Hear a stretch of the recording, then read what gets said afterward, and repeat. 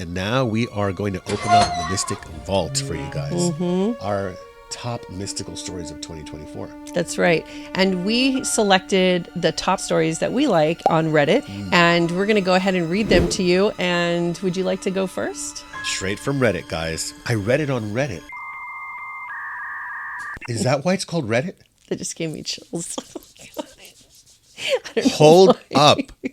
Is it called Reddit because you read it on Reddit? I think so. Okay, that's actually blowing my mind. I know we don't have time for just me just staring with my mouth open, but let's try it. Here's a story from Mystical Orphan. Mothman. My mom went out on our porch one night around 3 a.m. to smoke. It was pretty dark outside, but she could still see, and since she isn't afraid of the dark and the area we lived in at the time was pretty safe, she didn't turn on our porch light. She had the weird feeling like something was watching her, so she looked around and she saw a huge creature the size of a very tall man with its wings wrapped around itself like it was trying to keep itself warm. Let me tell you something. If I wake up at 3 a.m. and you're not in bed laying next to me and I go outside on the roof. Oh, on the roof. That's scary because there has been many times I've stood outside at 3 a.m. trying to cool down my hot flashes. She said it was way too big to be any kind of native bird in the area, and we did check to see if that was possible. But the scariest part was its eyes. They were a glowing red and just locked right in on her, watching to see what she would do next. My bedroom was right next to the porch, and she came and got me to try and see what it was, but by the time I got there, no less than a minute, as I was awake and couldn't sleep that night, it was already gone. My mom was freaked out for weeks and wouldn't go out onto the porch alone at night. See, that's where I believe it because